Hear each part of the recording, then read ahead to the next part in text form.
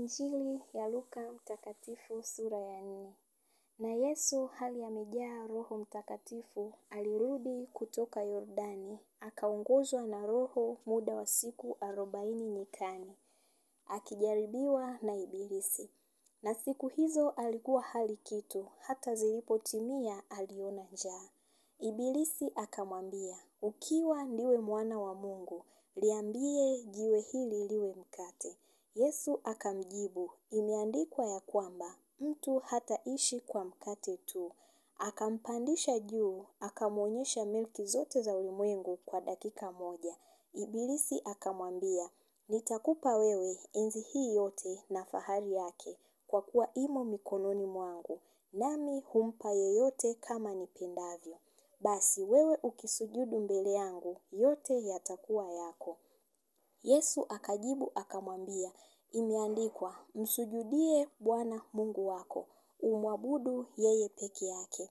Akamuongoza mpaka Yerusalemu, akamweka juu ya kinara cha hekalu, akamwambia, ukiwa ndiwe mwana wa Mungu, jitupe chini, kwa maana imeandikwa, atakuagizia malaika zake wakulinde, na ya kwamba mikononi mwao watakuchukua, usije ukajikwaa mguu wako katika jiwe.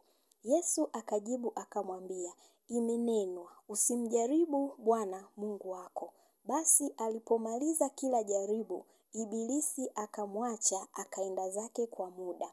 Yesu akarudi kwa nguvu za Roho, akaenda Galilaya, habari zake zikaenea katika nchi zote za kando kando.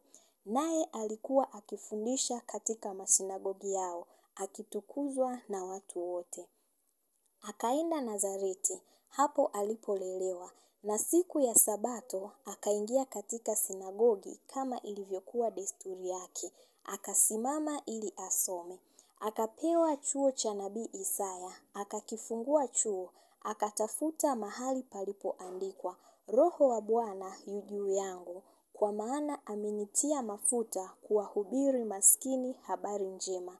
Amenituma kuwatangazia wafungwa kufunguliwa kwao, na vipofu kupata kuona tena, kuwaacha huru waliosetwa, na kutangaza mwaka wa Bwana uliokubaliwa. Akakifunga chuo, akamrudishia mtumishi, akaketi, na watu wote waliokuwamo katika sinagogi wakamkazia macho. Akaanza kuwaambia, leo maandiko haya yametimia masikioni mwenu. Wakamshuhudia wote, wakiyastaajabia maneno ya neema yaliyotoka kinywani mwake. Wakasema, huyu siye mwana wa Yusufu? Akawaambia, hapana shaka mtaniambia mithali hii, tabibu jiponye nafsi yako. Mambo yote tuliyosikia kwamba yametendeka Kapernaumu, yatende na hapa pia katika nchi yako mwenyewe. Akasema, amin nawaambia ya kwamba, hakuna nabii mwenye kukubaliwa katika nchi yake mwenyewe.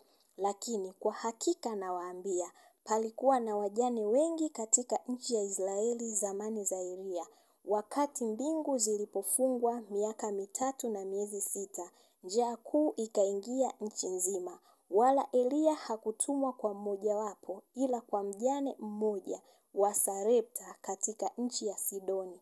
Tena palikuwa na wenye ukoma wengi katika Israeli zamani za nabii Elisha, wala hapana aliyetakaswa, ila Naamani mtu wa Shamu.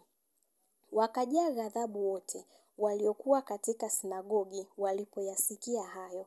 Wakaondoka wakamtoa nje ya mji, wakampeleka mpaka ukingo wa kilima ambacho mji wao umejengwa juu yake, wapate kumtupa chini. Lakini yeye alipita katikati yao akaenda zake. Akashuka mpaka Kapernaumu mji wa Galilaya, akawa akiwafundisha siku ya Sabato. Wakashangaa mno kwa mafundisho yake, kwa kuwa neno lake lilikuwa na uwezo. Na ndani ya sinagogi mlikuwa na mtu mwenye roho ya pepo mchafu. Akalia kwa sauti kuu akisema, acha, tuna nini nawe, Yesu wa Nazareti? Umekuja kutuangamiza? Na kujua nani mtakatifu wa Mungu. Yesu akamkemea akisema, fumba kinywa chako mtoke. Ndipo yule pepo akamwangusha katikati, akamtoka asimdhuru neno. Mshangao ukawashika wote, wakasemezana wakisema, ni neno gani hili? Maana awaamuru pepo wachafu kwa uwezo na nguvu, nao hutoka.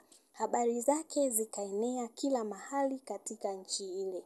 Akatoka katika sinagogi, akaingia katika nyumba ya Simon, naye mkwewe Simon mamaye mkewe alikuwa ameshikwa na homa kali. Wakamuomba kwa ajili yake. Akasimama karibu naye, akaikemea ile homa, ikamwacha mara hiyo, akaondoka, akawatumikia.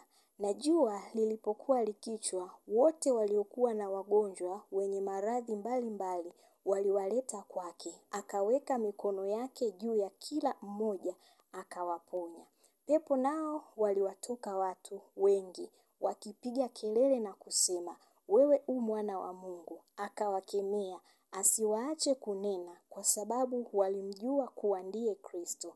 Hata kulipokucha, alitoka akaenda mahali pasipo na watu. Makutano wakawa wakimtafuta. Wakafika kwake, wakataka kumzuia asiondoke kwao. Akawaambia, imenipasa kuihubiri habari njema ya ufalme wa Mungu katika miji mingine pia, maana kwa sababu hiyo nalitumwa.